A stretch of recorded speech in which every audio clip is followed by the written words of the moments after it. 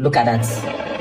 So that's the Serum, the American Serum and air defense system in action, trying to intercept drones that were shot at, that were directed to the Baghdad embassy, the American Baghdad embassy. This is one of the drones.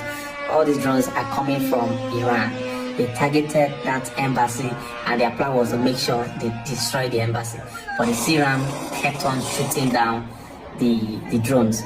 But you're going to see one of them, how they land when they are shot down. And also one of them which successfully landed very close to the embassy. Look at one of them again. This particular one, you will see it once it falls. Now watch. See where it will fall. Look at it. You see that? You see that? So it was shot down. And now you're going to see another one that successfully passed through the Serum, but missed the target and landed on a field within the embassy. Look at it. This particular one was said to have missed, it passed through the Serum defense system and landed on the field within the embassy.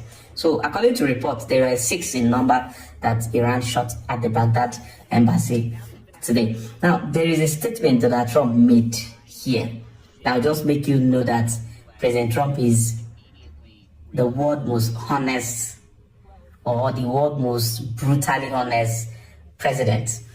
He was asked a question.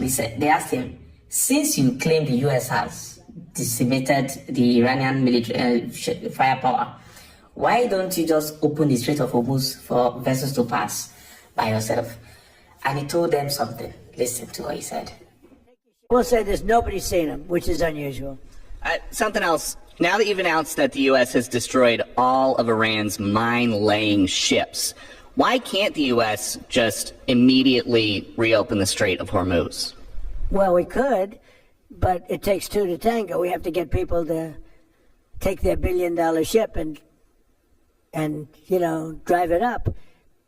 If when Pepe has his big sugar ships coming around and they cost $1 billion, and we say, I think it's okay now, Pepe, take your ship, drive it through the Strait of Hormuz. He may say, let me wait a little while, because it takes ship owners, and these ships are very expensive. They can cost up to $2 billion. So they don't want to take a chance that, gee, I think you'll be okay. They got to know it. So they don't have to set, we don't know if they even set any mines. But the thought that they may have is enough to keep people from saying, we don't need it. President Trump has spoken about the need of others to come together to try and secure the Strait of Hormuz. Was this discussed with NATO, and what's the latest? Well, first of all, I think we now need to de-escalate rather than escalate. So what we probably need is peace mediation.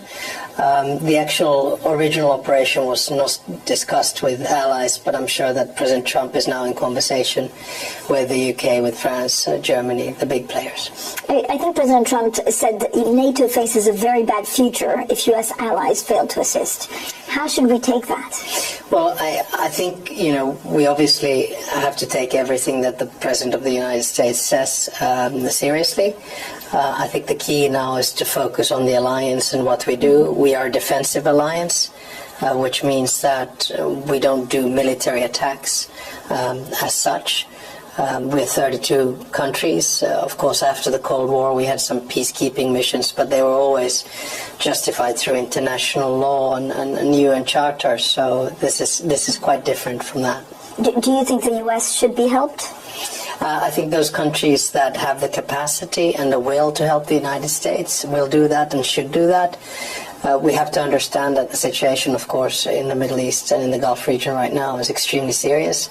We have Iran that has attacked somewhere between 10 to 13 different countries with missiles and drones, and that's why I think any de-escalatory measure right now would be very useful.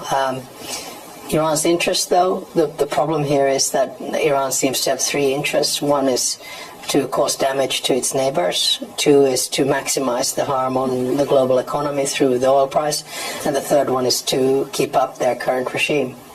But how does this de-escalate? First of all, who are the right people or the right person to try and help? Well, we need a ceasefire. So I'm just wondering whether the Europeans or actually India could get involved. We saw Foreign Minister Jaishankar calling for a ceasefire and negotiations just to calm down the temperature and freeze the situation as it is.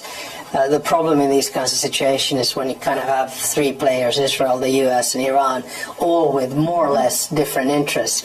It's very difficult for them to organize themselves into a peace kind of a situation.